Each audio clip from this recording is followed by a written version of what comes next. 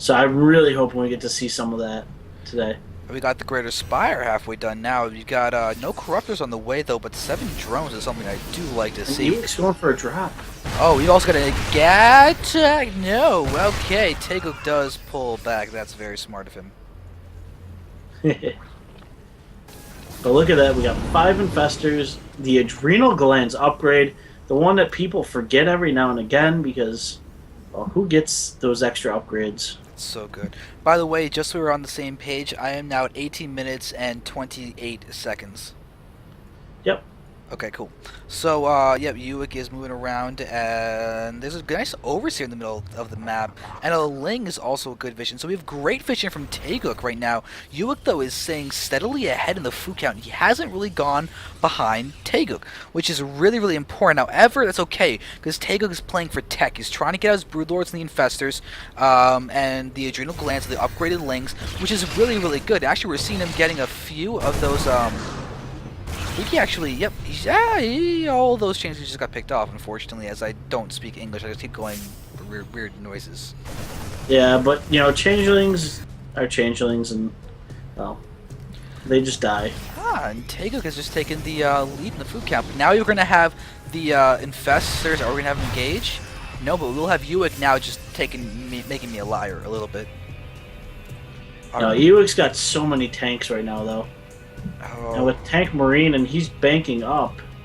So do you think Ewic's going to actually do what I've seen some of the pros do? And when they take the middle base, that one towards it, yes, he's morphing it into a planetary. But would he build like another command center or two to make it like a planetary tank type situation? That would be a very, very good move. I think he's actually looks like he's preparing to be really, really defensive, so I'd actually like him to do a couple defensive planetary fortresses. We see how he's spreading out all of these missile turrets. He's really, really preparing for the Broodlords. He knows he doesn't have that much anti-air right now, so he's going to try and buy some time, bring the Broodlords into range of those turrets, and use those as a very significant amount of DPS. But right now, Taegeuk has got a lot of Ling, Baneling, Infestor, and the Broodlord count is increasing to a scary degree. We've already got 6 done, and we've got 2 more on the way. We're 20 minutes in. It's not the fastest Broodlords, but this is a very safe and scary time, because as we can see, Ewic is very spread out with his tech, and he's been forced to build a ton of starports to try and get out the Viking count in time, and that could be enough to save him. But look at the fact that none of them really have add-ons. 2 of them are getting tech clouds, which means he actually could be going for battle cruisers or something, or possibly Ravens. Well, he does. I will say I've seen him go endgame battle cruiser a few times. Alright, but now we're having the big engagement. We're having the Corruptors hitting a lot of hits from those turrets, and the turrets are going to be actually really good against Corruptors and the Broodlords as well. But now we're watching them just die, so the big thing is going to be the Viking count and the time you can buy, because now we're watching as a ton of Broodlords are streaming in. We're going to have all of the Lings and the Banelings and the Infestors streaming forward, but there are no Fungals landing. We're having them all retreat. They're going to take a lot of free hits right now, and Taegeuk is going to be pushing forward, and we've got no frames per second as the battle is engaging, and Taegeuk is trying to stream. And there's the Fungal. First Fungal now lands, and we're having just death, Baneling death going everywhere. So far the Broodlords are actually still pretty much alive. Well, it's because the Thor doesn't do much. Yeah, they're not bunched up, so we're not having splash damage hitting them either. The last Thor has now been picked up by Ewic, so it stays alive. Barely stays alive. And Taegeuk is continuing to engage, but Ewic is getting a lot of time to get out these Vikings. And the There's no Corruptors. Yeah, the anti-air of Taegeuk is gone.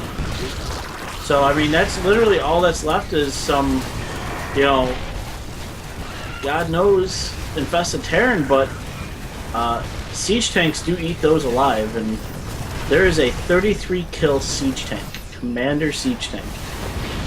God. And a 17 right next to it.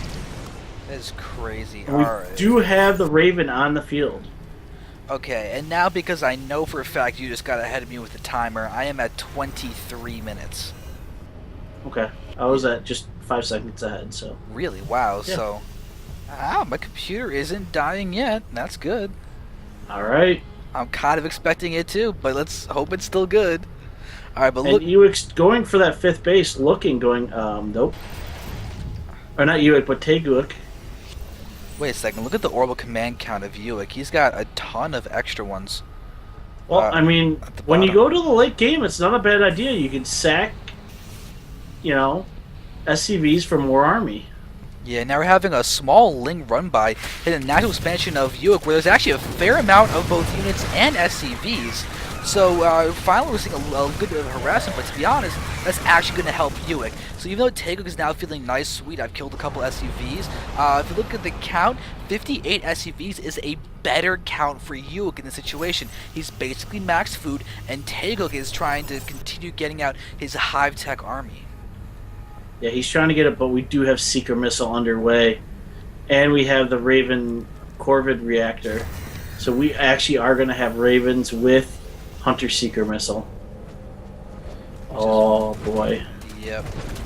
One thing that's really good is that those players with the upgrades are actually looking to be pretty solid. The thing is, though, the +3 carapace, ground carapace is missing for Taegeuk, and if he's going to switch to Ultras, he needs that upgrade. That's so critical against units like Marines, where you have a ton of them dealing small attacks. You need those armor upgrades. Yeah, definitely. I mean, but he's still sticking with the air right now, getting more and more Corruptors as we speak. Really, I mean, if you have a solid Infestor, Corruptor, Broodlord endgame, I'd say it's good.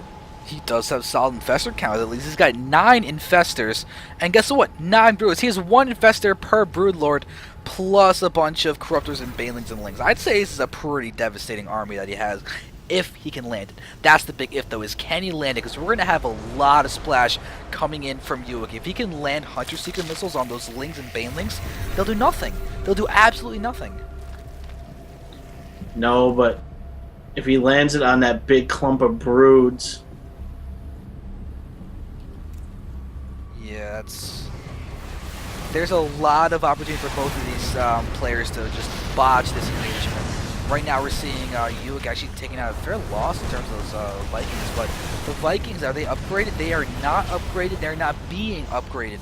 That, I think, is a blunder from Ulick. I think he could really benefit from getting out some of those upgrades, because that would just be so good for him to do. I completely agree. Yep. I think he's going for mass number, though. Yeah, and it looks like the chitinous plating in the Ultra's Cavern could be coming down soon. Because the Ultra's Cavern is ready, so why not get the chitinous plating, prepare for that switch? But if he looks like he's going for the Ultra switch, so where is that +3 carapace? I don't know, but there's a +3 attack for flyers, so... Yeah, and we're also having a little bit of an engagement in the middle of the map. Ulick is looking like a couple Thors are going to be farming in a moment. Looks like the Ravens there pretty much have their energy. A couple of new ones have just popped out. But where are the secret missiles? There's secret missiles, and they're going to be hitting on all of those Corruptors. So many red Corruptors down in the 1 health that Thor can get with like 5 kills in 1 shot if he just engages at the right time. And it looks like he does get a good bit of damage done. 3 Corruptors kills is really not too shabby. But this PF is really holding it down with 35 kills, and now Taegeuk's going to continue engaging. All he has to do is repair that PF indefinitely for a while, and it will hold until the Corruptors are gone. And now with the infested Terran spawning on the bottom, we're going to be able to see so many Vikings just fall, and this PF is looking like it's going to be short for this world. Yeah, the infested Terrans are going to chew up with their high DPS. Those poor Vikings. They need to finish the Vikings off. There's forges. There we go. Now they're finished off. I was going to say, he's just letting his Broodlords take so much damage from having him in there. But these infested Terran are doing a great job. Taegeuk is actually getting hit in his natural expansion with a big drop from Ulick down there. And he's going to continue taking slides damage. His Greater Spire is now dead. Those 7 Ultras are on the way. So Ulick is doing so much. He actually managed to take down the Hive as well. So no Greater Spire anytime soon. And look at that. Taegeuk is even creating Corruptors at the moment. But everything is taking a lot of hits. And Taegeuk is continuing to be aggressive, taking down command centers in the middle of the map. Yeah, definitely. And all that's left, really, in the middle of the map now is Broodlords. Well, Broodlords are a good unit. Well, they have lots of armor. Yep, but 2 Vikings, and then we've got these Ravens that are going to have a lot of Hunter Seeker missiles. They can just land some in the middle right now, and that would be a very nice move. You ever seen Hunter Seekers hit Ultras? Oh god, I don't know about that. but there are a ton of ultras now out in the field. We have 6 more on the way. That's going to be ridiculous. We have 13 ultras on the field at once. That's a lot of They're ultras. handing out hugs. Hugs for everyone. Oh, hugs for this bottom right base are going to go down. This is going to be crazy as we're going to watch this Orbital Command fall so quickly. Guess what? It's dead. Oh yeah, it's not gonna live. But look at Ewic. Ewic's setting up a little come on out and get me type thing. Yeah, he's going to be able to pretty much deal those units. But the problem is, look where Taegeuk is going. He's might be able to. Nope, he's going to go right into it. He's going to go right into it. Fungal. Oh, the fungal goes down. Yes, very nice fungal. Yeah, but look at the rest of the Marines next to him. They're all red. This is ridiculous. We're going to see another fungal land nicely. And talk about the need for medevacs. Look at the health of all those Marines. We have 5 like medevacs. Christmas. 5 medevacs are on the way, so this is going to be unfortunately. Those medevacs are not going to have much energy when they're done with this. No, they're gonna heal them up and be like, guys. Sorry. Yeah. But it looks like Ewic is going to start killing the creep with auto turrets. That is not something you see every day. Well, I mean, improvise, right? Yeah.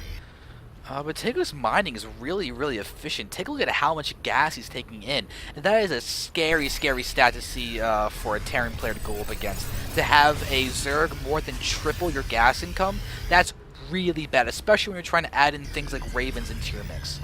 But look at the Hive did go down in the main with Ewic's drop. And now the infestation pit's dying. Oh, Taegeuk is not going to realize that. And when you're off creep, you actually lose health really quickly as a building. I mean, that's one thing about StarCraft 2 is you can lose buildings very quickly. Yeah, that's pretty big.